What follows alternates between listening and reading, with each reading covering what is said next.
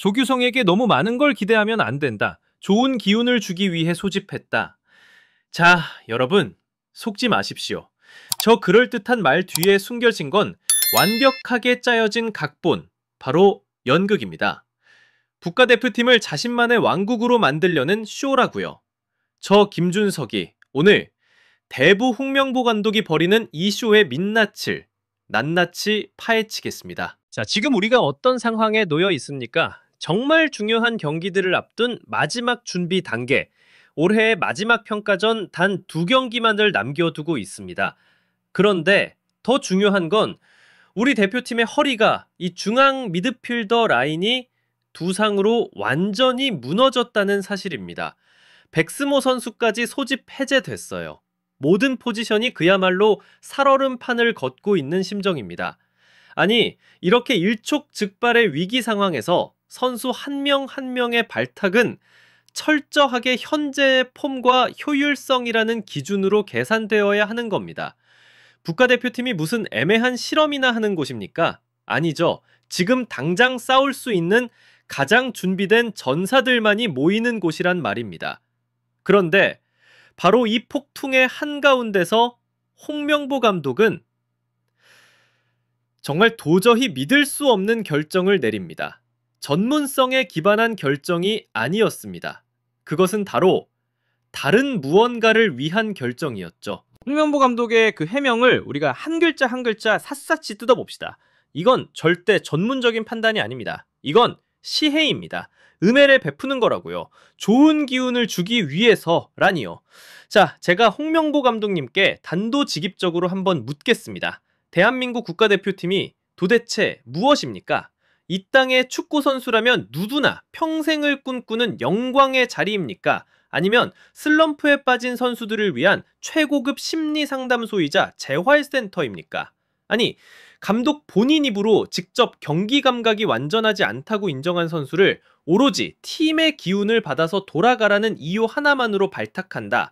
이게 상식적으로 말이 되는 소리입니까? 이건 지금 이 순간에도 소속팀에서 최고의 폼을 유지하기 위해 피땀 흘려가며 경쟁하고 있는 다른 모든 선수들에 대한 명백한 모욕입니다. 그들의 노력을 정면으로 짓밟는 행위라고요. 하지만 바로 여기에 이 연극의 진짜 교묘함이 숨어 있습니다. 이 한마디로 홍명보 감독은 자신을 절대 지지 않는 완벽한 꽃놀이 패를 쥐게 된 겁니다. 자, 한번 생각해 보십시오. 만약 조규성 선수가 2경기에서 부진하다. 그럼 내가 원래 기대하지 말라고 하지 않았느냐는 완벽한 당패막이가 생깁니다. 아무런 책임을 질 필요가 없어요. 그런데 만약에, 정말 만약에라도 조규성 선수가 골이라도 넣고 부활하는 모습을 보인다. 그건 곧바로 홍명보 감독의 사람을 살리는 용병술, 선수를 끝까지 믿어준 해안으로 포장될 겁니다. 믿져야 본전이고 잘되면 대박인 장사를 지금 국가대표팀을 가지고 하고 있는 겁니다. 그리고 더 무서운 건 더 본질적인 문제가 뭔지 아십니까? 바로 국가대표팀을 사유화하고 있다는 겁니다. 이제 발탁의 기준이 더 이상 선수의 실력과 폼이 아니라 대부 홍명보의 자비와 온정에 달리게 된 겁니다. 이건 모든 선수들에게 보내는 명확하고도 섬뜩한 메시지입니다. 나에게 충성하라. 내 사람이라는 울타리 안에 들어와라. 그러면 네가 부상에서 갓 돌아와 경기 감각이 제로여도, 네가 깊은 두진의 늪에 빠져 허우적대고 있어도 내가 이 국가대표라는 영광스러운 이름표를 하사하겠다.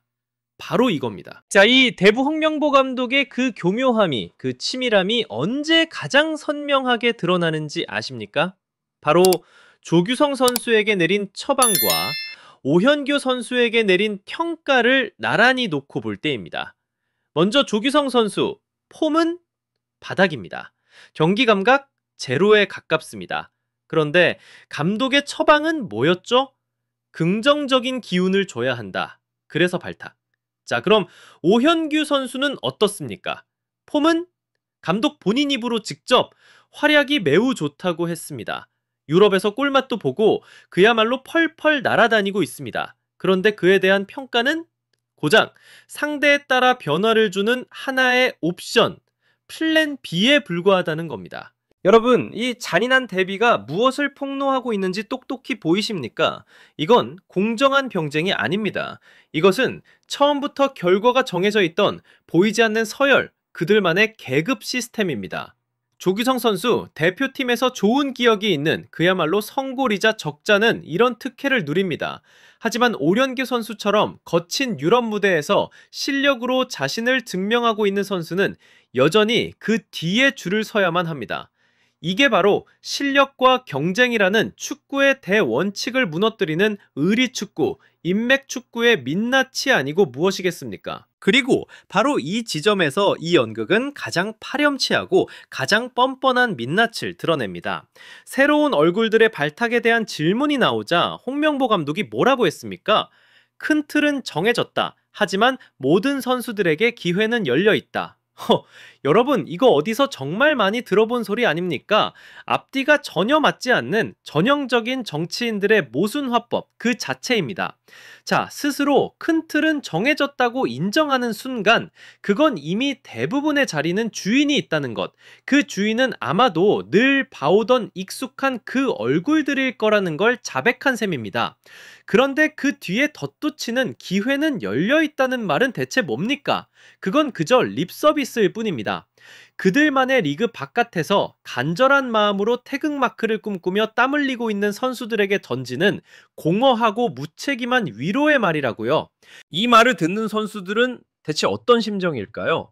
이번에 발탁된 양민혁 선수나 혹은 유럽에서 좋은 활약을 보이고 있지만 여전히 부름을 받지 못하고 있는 수많은 외부자들은 이 말을 어떻게 받아들여야 합니까? 주전 자리는 거의 다 찼는데 너희는 혹시 모르니까 일단 후보 자리를 놓고 죽어라 경쟁은 한번 해봐라. 이게 선수들의 사기를 끌어올려야 할 감독의 메시지가 맞습니까? 아니면 잔인한 희망 고문입니까? 이건 낯이, 자, 이제 잔치는 거의 다 끝났고 먹을 것도 거의 다 떨어졌지만 너희는 저 바닥에 떨어진 땅 두스러기라도 주워 먹을 기회를 줄 테니 한번 노력해봐라 라고 말하는 것과 뭐가 다릅니까? 정말이지 이건 선수들을 향한 끔찍한 모욕입니다. 결론적으로 말씀드리겠습니다. 여러분, 우리가 오늘 본 것은 월드컵을 준비하는 축구 감독의 모습이 아니었습니다. 자신의 권력을 공고히 하고 자신만의 왕국을 건설하려는 노련한 정치인의 모습이었습니다. 첫째, 그는 국가대표팀을 시혜를 베풀고 충성을 확보하기 위한 재활센터로 변질시켰습니다. 둘째, 그는 내 사람과 외부자를 구분하는 보이지 않는 계급을 만들어 익숙한 얼굴에게는 특혜를 주고 새로운 도전자에게는 2배의 노력을 강요하는 불공정한 시스템을 만들었습니다. 그리고 마지막으로 셋째, 그는 기회는 열려있다라는 그럴싸한 말로 이미 모든 것이 정해진 현실을 가리고 대중을 기만했습니다. 이것은 최고의 선수를 찾으려는 감독의 행보가 아닙니다. 가장 충성스러운 자들을 곁에 대두려는 배부의 행보입니다. 그리고 바로 그 점이야말로 우리 대한민국 축구의 미래에 가장 어둡고 가장 걱정스러운 그림자를 드리우고 있는 것입니다. 이 연극 이제 끝내야 합니다. 우리에게 필요한 건 충성스러운 팀이 아니라 최고의 팀입니다. 오늘의 실패가 뼈아픈 교훈이 되길 바랍니다. 저 김준석의 관점이었습니다. 여러분은 어떻게 생각하십니까? 홍명보 감독의 그 온정을 믿으십니까? 댓글로 남겨주십시오. 그리고 가장 뜨거운 분석을 놓치지 않으시려면 좋아요와 구독 잊지 마십시오. 다시 뵙겠습니다.